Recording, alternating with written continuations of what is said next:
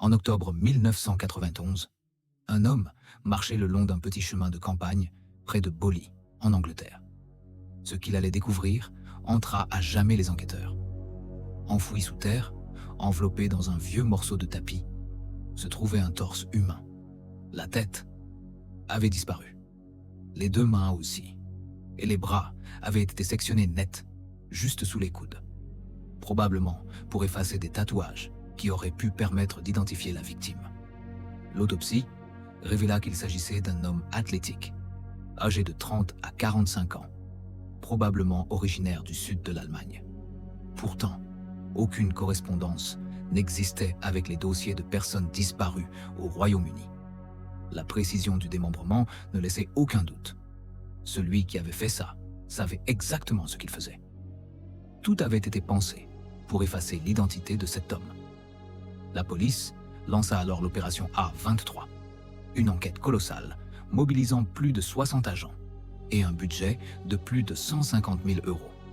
Parmi leurs pistes, ils fouillèrent une maison de location abandonnée, autrefois occupée par un homme utilisant un faux nom allemand.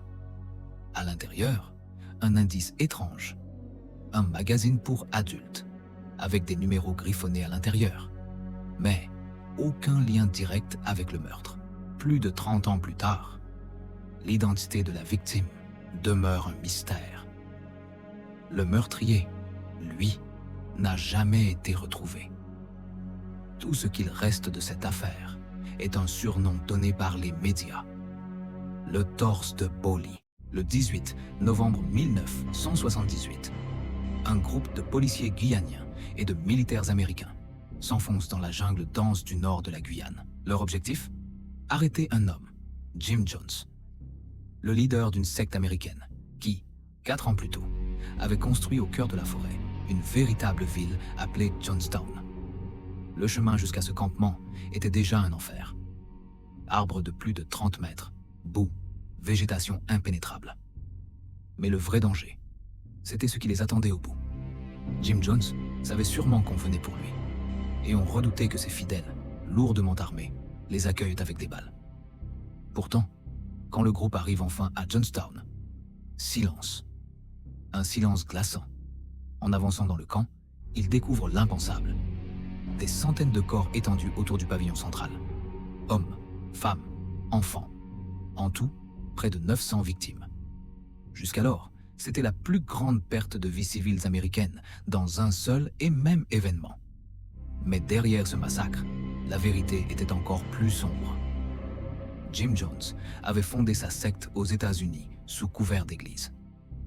Mais ses prises de position politiques, notamment en faveur du communisme, lui avaient valu la méfiance du gouvernement et des médias. Alors, en 1974, il avait fui en Guyane avec ses fidèles. Là-bas, il promettait un paradis autonome, un lieu de paix. La réalité, c'était l'enfer. Journée de 12 heures, 6 jours sur 7, interdiction quasi totale de retourner aux États-Unis, barbelés et gardes armés pour empêcher toute fuite. Face à l'inquiétude grandissante des familles, le gouvernement américain envoya en novembre 1978 une délégation menée par le député Leo Ryan. Officiellement, tout paraissait joyeux et harmonieux. Mais en coulisses, la peur régnait. Le soir même, 2 membres de la secte glissèrent un mot désespéré aux enquêteurs. « Aidez-nous à sortir de Jonestown ». D'autres suivirent, prêts à s'enfuir. Le lendemain, Ryan et son équipe conduisirent ces rescapés jusqu'à la petite piste d'aviation voisine. Mais alors qu'ils embarquaient, des hommes armés envoyés par Jim Jones surgirent et ouvrirent le feu. 4 personnes furent tuées, dont le député Leo Ryan. Pendant ce temps, à Jonestown, Jim rassembla ses fidèles. Il leur ordonna de boire une boisson empoisonnée au cyanure. Certains, complètement embrigadés, obéirent sans hésiter. D'autres furent forcés, parfois sous la menace d'une arme. Des enfants furent empoisonnés, parfois injectés de force, parfois abattus. Quand l'armée américaine arriva enfin sur place, il était trop tard. Jonestown n'était plus qu'un champ de cadavres. Un cauchemar éveillé, gravé à jamais dans l'histoire. Le 4 avril 1922, un mécanicien du nom d'Albert Hoffner se rendit à la ferme des Gruber. situé au bord d'une forêt, à Weidhofen, en Allemagne. La famille l'avait engagé pour réparer le moteur de leur grange quelques semaines plus tôt. Mais en arrivant, Albert remarqua immédiatement quelque chose d'étrange. Les vaches et les chiens faisaient un vacarme énorme à l'intérieur de la grange. Et pourtant, la maison était plongée dans un silence total. Il frappa, appela, attendit. Aucune réponse. Pensant que la famille était absente, il patienta près d'une heure dans la cour avant de repartir. Mais au moment de s'en aller, il découvrit que la porte de la salle des machines n'était pas verrouillée. Il décida alors de faire la réparation, puis de revenir plus tard pour être payé. Une fois le travail terminé, il voulut prévenir un voisin. Mais la ferme des Gruber était totalement isolée. Le plus proche habitait à plus d'un demi-kilomètre. Il se rendit donc chez Lorenz Schlittenbauer, leur voisin le plus proche. En entendant l'histoire, Lorenz trouva la situation très suspecte. Il connaissait bien la famille, et il savait qu'il l'aurait averti s'ils étaient partis quelque part. Le soir même, Lorenz et deux autres hommes décidèrent de se rendre eux-mêmes à la ferme. Tout était exactement comme Albert l'avait décrit. Silence, portes entr'ouvertes, rien de normal. En explorant les lieux, ils ouvrirent une porte menant à la grange. Et c'est là qu'ils tombèrent sur une scène qu'ils n'oublieraient jamais. Sous un tas de foin, dépassait un pied humain. C'était le corps de Cécilia, 72 ans, la matriarche de la maison. En s'approchant, ils découvrirent 3 autres cadavres. Andreas Gruber, 63 ans, et ses 2 filles. Mais l'horreur ne s'arrêtait pas là. Dans un landau, le petit Joseph, âgé de 2 ans, avait le crâne fracassé. Dans une chambre, on retrouva aussi le corps de la domestique, Maria. Toute la famille Gruber avait été massacrée. L'enquête révéla que les meurtres avaient eu lieu 4 jours plus tôt, le 1er avril. Et surtout, qu'ils avaient été commis sur plusieurs heures. Le tueur avait pris son temps. Il avait même tenté de cacher les corps avec du foin et des couvertures, et boucher les fenêtres de la chambre de la servante avec des vêtements pour éviter qu'on ne voie à l'intérieur. On parle d'un cambriolage qui aurait mal tourné, mais l'argent et les objets de valeur étaient toujours là. Les voisins racontèrent que la famille se plaignait depuis des semaines. Des silhouettes observaient la maison depuis la lisière de la forêt. L'ancienne domestique avait même quitté son poste, persuadée que la maison était hantée. Quelques jours avant le drame, on avait aussi découvert que la porte de la salle des machines avait été forcée. Malgré tous ces indices, l'affaire ne fut jamais résolue. Perdue au milieu de nulle part, sans témoin, sans mobile clair, les meurtres de la famille Gruber restent, encore aujourd'hui, l'un des plus grands mystères criminels de l'histoire allemande. En juillet 2015, Marc André, responsable des services environnementaux de la ville d'Arcata, en Californie, effectuait une inspection de routine dans l'épaisse forêt de la communauté. Alors qu'il marquait les arbres le long d'un sentier, un détail étrange attira son regard. À travers la végétation, quelque chose dépassait. Une structure inhabituelle. Intrigué, Marc s'approcha. Ce qu'il découvrit le laissa sans voix. Une cabane en plein cœur de la forêt. Mais ce n'était pas un abri de fortune, construit à la hâte. Non, c'était une véritable petite maison, solidement posée sur des parpaings, avec des bâches pour protéger de l'humidité, et même une porte équipée d'une serrure. Quelqu'un avait passé des semaines, peut-être des mois, à bâtir cet endroit, en secret. Marc alerta immédiatement les gardes forestiers. Pendant plusieurs jours, ils montèrent la garde, espérant surprendre l'occupant. Mais personne ne revint. Finalement, ils décidèrent de forcer la serrure. À l'intérieur, leur stupeur fut encore plus grande. Tout y était parfaitement organisé. De l'eau potable, un poêle à bois, des conserves, des étagères couvertes de livres. Rien ne ressemblait à une cache improvisée.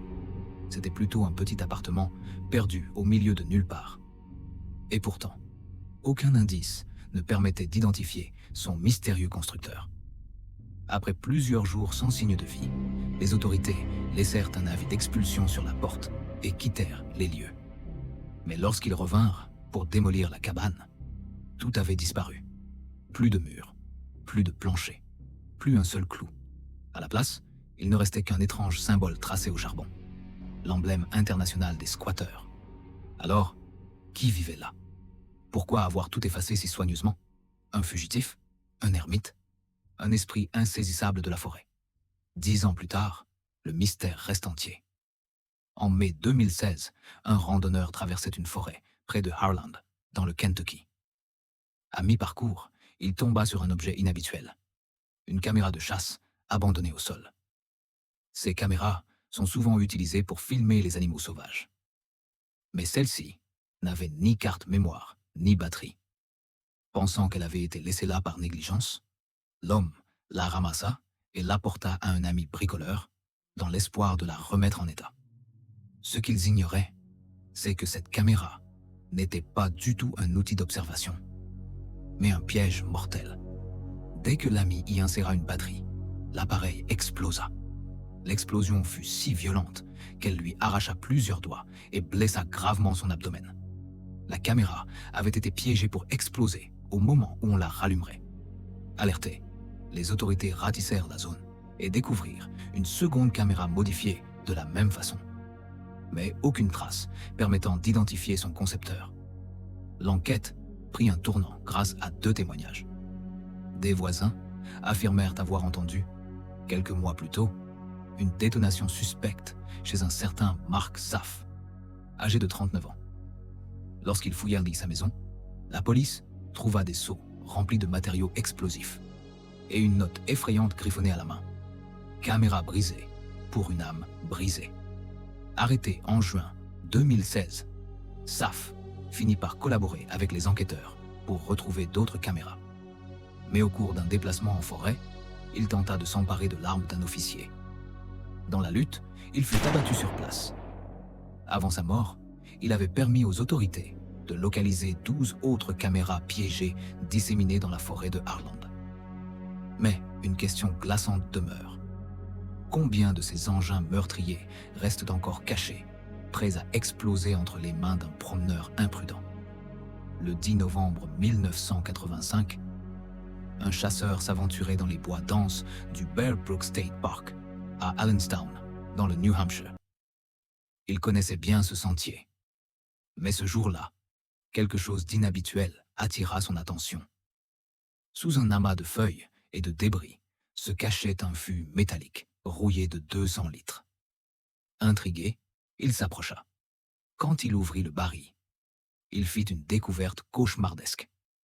À l'intérieur se trouvaient les restes démembrés de 2 personnes, une jeune femme et une fillette.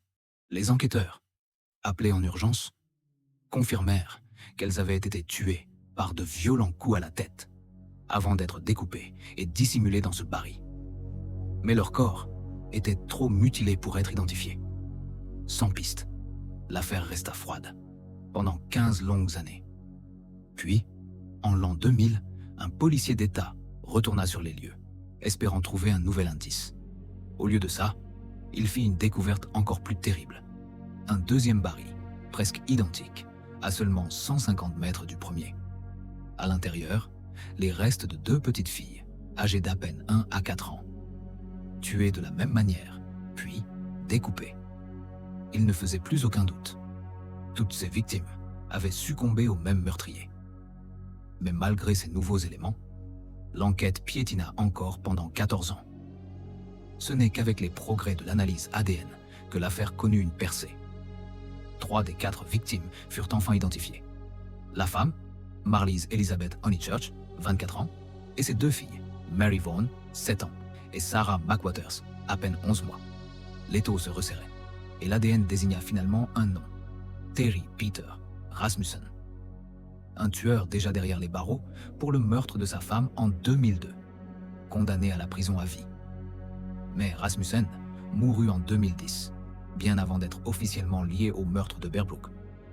Aujourd'hui, même si l'affaire est considérée comme résolue, de nombreuses questions restent en suspens.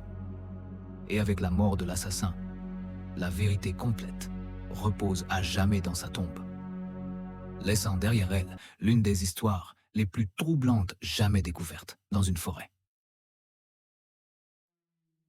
un homme promenait son chien près d'Ashford, dans l'État de Washington, lorsqu'il fit l'une des découvertes les plus macabres de sa vie.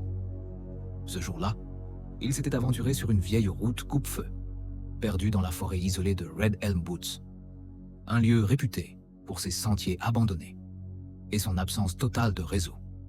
À environ 3 kilomètres dans les bois, son chien se mit soudain à grogner, fixant un amas épais de broussailles. L'air était saturé d'une odeur de putréfaction, si forte que l'homme pensa d'abord à un animal mort. Mais en s'approchant, il découvrit une fosse peu profonde, d'environ 1,50 m de diamètre.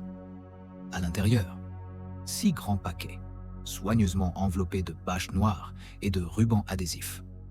Chacun d'eux avait été recouvert de lourdes pierres, comme pour les maintenir au fond. L'un des paquets était légèrement déchiré, et par cette ouverture, l'homme aperçut une main humaine. Terrifié, il recula immédiatement et alerta le shérif local. Le lendemain, une équipe médico-légale explora la fosse. Leur constat fut glaçant. À l'intérieur des 6 emballages se trouvaient des restes humains démembrés, appartenant à au moins 4 victimes différentes. Toutes avaient été tuées de manière variée, l'une par traumatisme crânien, une autre par étranglement, et une troisième présentait des traces de brûlures partielles. Les cadavres étaient à des stades de décomposition différents. Selon le légiste, la fosse n'avait pas servi une seule fois, mais avait été utilisée sur plusieurs années, avec de nouveaux corps ajoutés progressivement. Un des restes put être relié à un avis de disparition datant de 2003. Mais d'autres victimes n'avaient même jamais été déclarées disparues, et l'une d'elles reste à ce jour non identifiée. Plus effrayant encore, la fosse se trouvait à moins de 10 mètres d'un sentier, utilisé occasionnellement par des randonneurs. Pourtant, aucun témoin, aucune trace exploitable, aucun ADN autre que celui des victimes. À ce jour, l'identité du monstre qui a méthodiquement créé cette fosse morbide reste un mystère total.